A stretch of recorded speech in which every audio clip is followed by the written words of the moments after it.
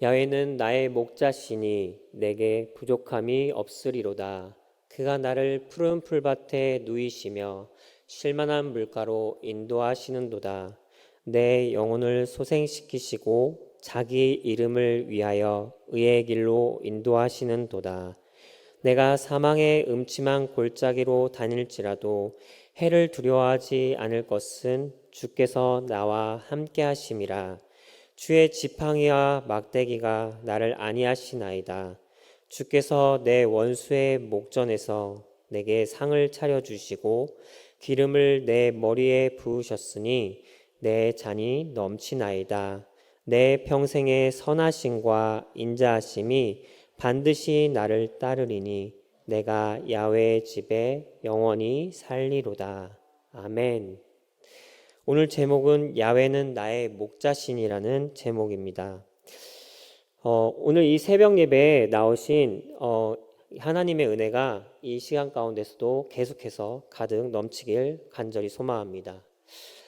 오늘 본문인 이 시편 23편은 여러분들도 잘 아시다시피 시편 중에서도 아주 손꼽히는 유명한 시입니다.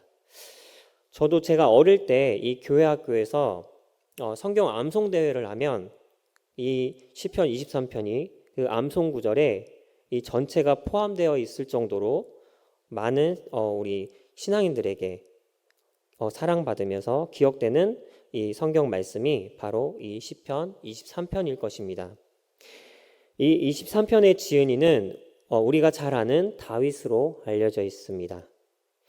다윗은 23편의 이 시를 통해서 하나님과 이 사람과의 관계를 목자와 양, 또 주인과 손님의 관계, 그리고 결국에는 하나님과 함께 사는 가족으로서 그려내고 있습니다.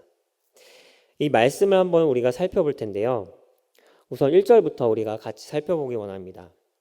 이 말씀의 1절부터 4절까지의 말씀을 통해서 다윗은 하나님을 목자, 그리고 자신을 양으로 비유하면서 하나님께 고백하고 있음을 우리가 볼 수가 있습니다. 1절에 야훼는 나의 목자시니 내게 부족함이 없으리로다 라고 나와 있습니다. 다윗은 야훼를 자신의 목자라고 고백하면서 이 시를 시작하고 있습니다. 이 목자를 찾아보니까 목자는 목축을 직업으로 하는 사람을 뜻하고 있습니다. 특히 그 중에서도 양을 치는 사람을 목자라고 하는데요. 다윗은 하나님을 자신의 그 목자로 고백하면서 그의 반대대로 자신을 암묵적으로 양으로 표현하고 있습니다. 양은 살펴보면 자신을 위협하는 야생동물이 접근해 올 때 전속력으로 도망가지도 못합니다. 그리고 그 야생동물이 자신을 위협하면 도망가지도 못하고 그 자리에서 우왕좌왕하다가 자기들끼리 서로 밟아서 압사당하고, 그리고 주기적으로 또 털을 깎아주지 않으면 털이 너무 길게 자라서 그로 인해서 더위를 견디지 못하는 그런 미련한 동물이 양입니다. 그리고 그 털 무게 때문에 스스로 눌려서 제대로 움직이지도 못하는 미련한 동물이 양입니다. 한마디로 말해서 양은 자신을 돌봐주는, 자신을 기르는 목자가 없으면 자력으로 혼자서 생존할 수가 없는 동물입니다. 결국 목자의 도움 없이는 살 수가 없는 동물이 양인데 다윗은 이러한 사실을 잘 알고 있었습니다. 왜냐하면 다윗은 우리가 잘 알고 있듯이 사울 왕에 이어서 이스라엘의 두 번째 왕이 된 왕이 바로 다윗입니다. 그런데 왕이 되기 전에 다윗의 그 직업은 바로 양을 기르는 목동이었습니다. 다윗은 자신이 그 목동 출신이었기 때문에 양의 이러한 모습들을 잘 알고 있었습니다.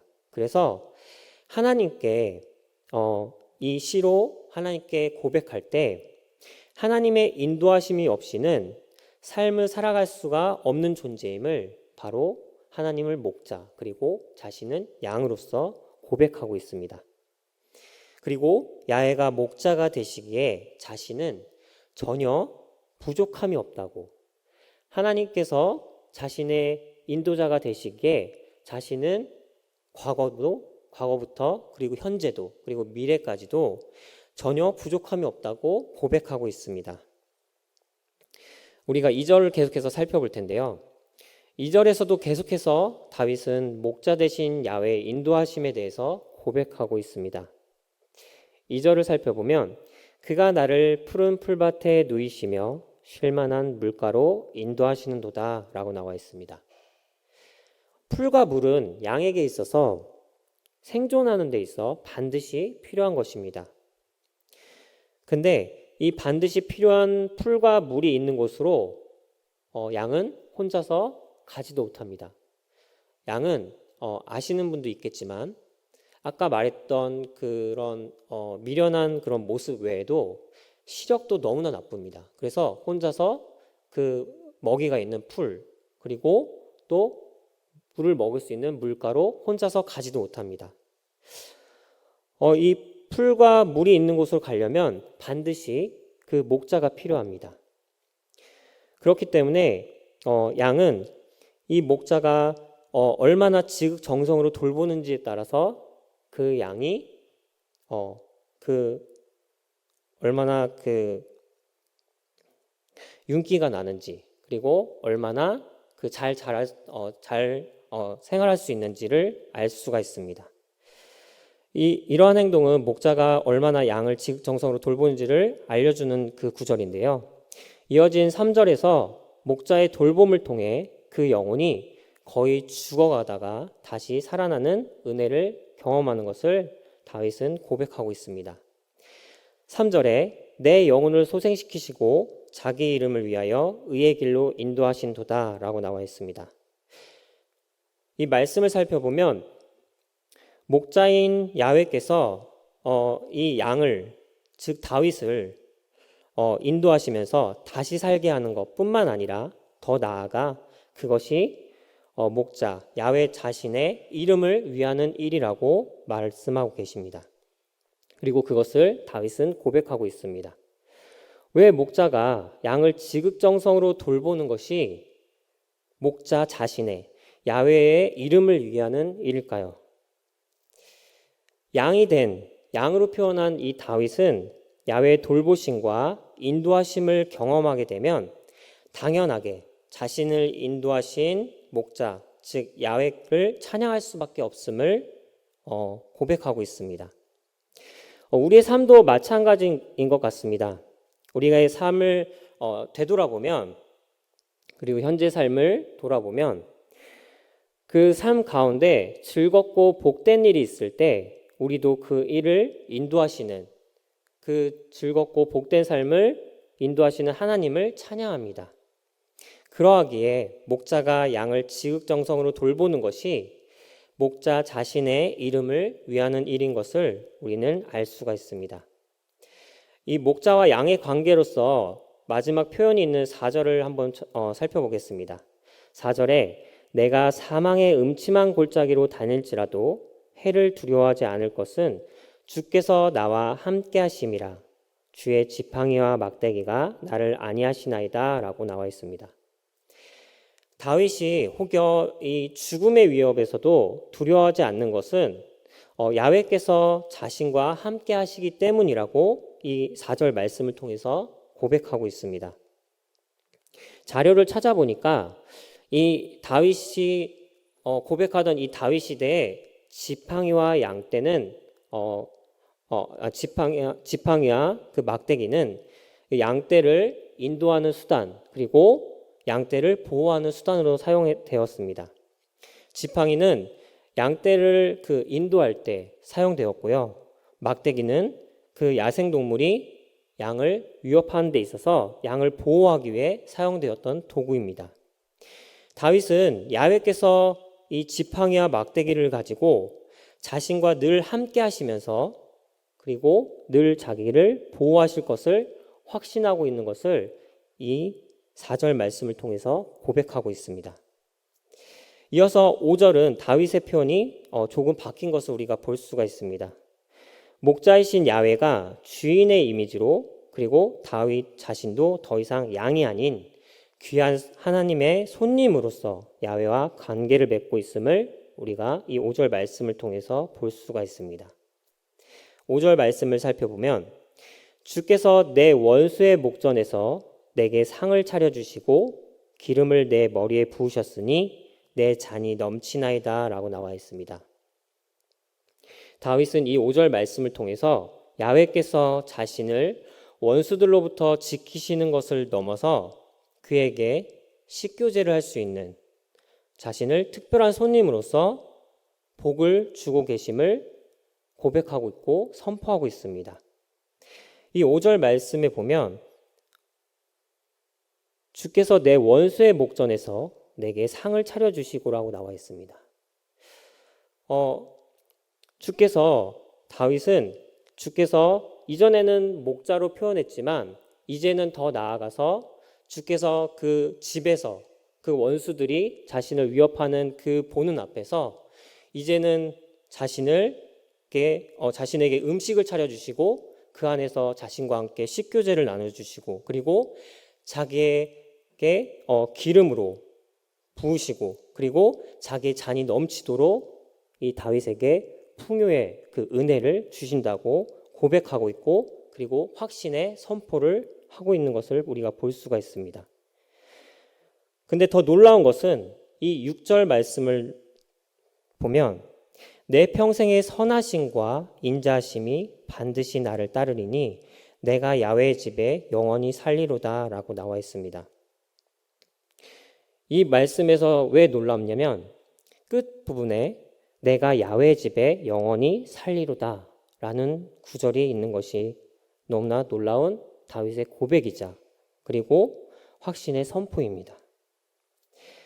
지금까지 다윗은 야훼께서 보여주신 그 신실함을 이야기하면서 이제는 5절에서 언급했던 것처럼 자신이 특별한 손님이 아닌 더 나아가서 평생 그 야훼와 함께하는 가족이 될 것을 선포하고 있는 것입니다. 여기까지가 다윗이 1절에서 야훼는 나의 목자시니 내가 부족함이 없으리로다 라고 고백할 수 있는 이유이자 힘입니다. 다윗이 이 시를 지었을 당시 어떤 상황에 처해 있을 때 이 시를 지었는지 의견이 아주 분분합니다. 한 가지는 다윗이 평안한 가운데 이 시를 지었다고 추측하고 있습니다. 그리고 또 한편으로는 반대로 다윗이 평안함이 아니라 대적들에게 쫓기는 그런 절박한 상황에서 하나님께, 그 상황은 그렇지만 그럼에도 불구하고 하나님께서 나를 인도하실 거다, 하나님께서 내 원수들이 보는 앞에서 내게 복을 주시고 나와 함께 식교제를 나누시며 더 나아가서 나를 그 궁정에, 그의 집에 영원히 거하게 하시는 그 은혜를 베푸실 거다라고 믿음의 선포를 한다라고 추측하고 있습니다. 그런데 중요한 것은 다윗이 어떠한 상황에서 이 시편 23편을 지었는지 그것이 중요한 게 아니라 어떠한 상황에서도 다윗이 처음 고백한 말, 야훼는 나의 목자시니 내게 부족함이 없으리로다, 이 믿음의 고백을 할 수 있는 다윗의 믿음입니다. 우리의 삶을 되돌아보면, 지나간 우리의 삶을 돌아보면 참 힘들고 어려운 일들이 아마 많으실 겁니다. 그리고 혹시나 현재도 진행되는 그런 어려운 일들이 있을 수 있습니다. 그리고 그런 힘들고 어려운 일들은 이상하게 시간이 지나고 나이를 점점 먹어가다 보면 그 힘듦과 어려움이 더 크게 다가오는 것을 느끼고 알게 됩니다. 그래서 때로는 그게 너무 힘이 들어서 안 좋은 생각을 하게 되고, 그리고 또 그 일로 인해서 때로는 하나님을 원망하기도 하고 하나님 곁을 떠나려고도 합니다. 그런데 그러할 때 야훼 하나님께서 때로는 이 말씀에서 나온 것처럼 목자로서, 그리고 또 때로는 반가에 맞아주시는 주인으로서, 그리고 또 때로는 그의 집에 거하게 하시는 가족으로서 우리를 받아주시고, 그리고 우리에게 그 삶의 은혜를 베풀고 계시다는 사실을 우리가 이 다윗처럼 믿고 그 믿음의 선포를 하면서 그 삶을 살아나가야 할 것입니다. 그리고 그러할 때 그 믿음의 선포를 고백하고 선포하면서 나아갈 때 분명히 우리 곁에서 늘 돌보시고 함께 하시는 그 하나님께서 우리의 그 믿음의 고백을 들으시고 그 믿음의 선포를 들으시고 그 믿음의 고백과 선포가 하나도 어긋남이 없게 우리의 삶 가운데서 역사하시고 하나님께서 그 각자에게 계획하신 그 때와 그 타이밍에 맞게 하나님께서 그 일들을 우리의 삶에 관여하셔서 이루실 것을 우리는 믿고 나아가야 할 것입니다. 그리고 그 은혜를 누리실 것입니다. 저도 제 인생을 좀 뒤돌아보면 힘들 때마다 이 23편 1절 이 구절을 되새기면서 많이 고백하고 그리고 고백함으로써 그 하나님께서 주시는 그 마음의 평안과 그 은혜를 힘입어서 그 시간들을 지내왔던 것을 기억합니다. 내가 나의 연약함으로 쓰러져 있거나 힘들어할 때 야훼는 나의 목자시니 내가 부족함이 없으리로다.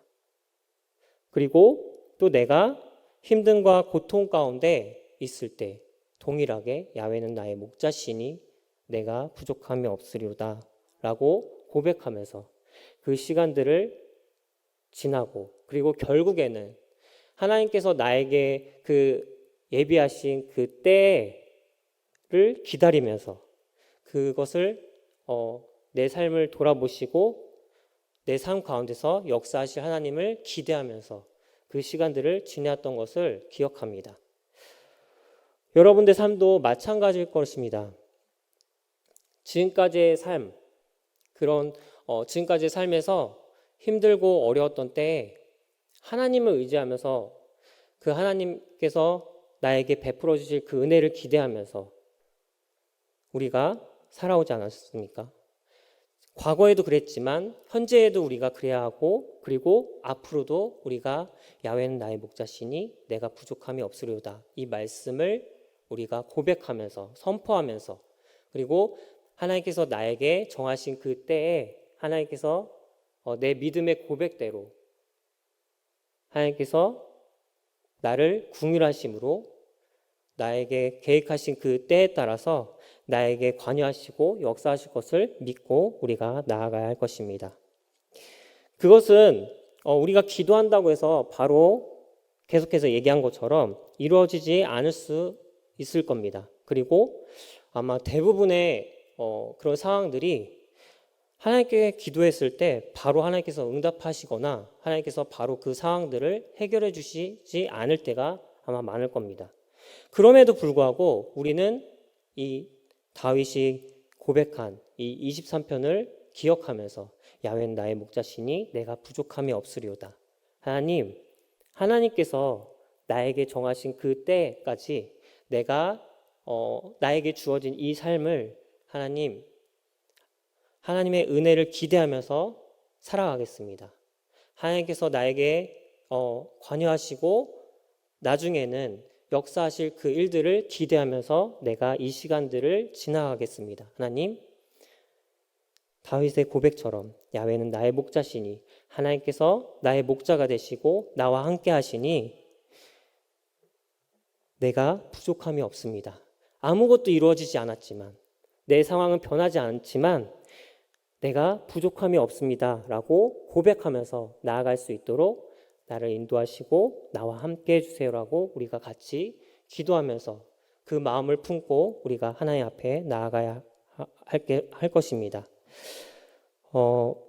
여기 계신 성도 여러분들이 끝까지 하나님께서 이 믿음의 고백대로 이 믿음의 선포대로 나아갈 때 하나님께서 그 일들을 이루실 것을 그리고 그 은혜를 깊이 누리실 것을 간절히 소망하면서 마지막으로 대표로 기도하겠습니다. 우리 같이 눈 감고 기도하시겠습니다.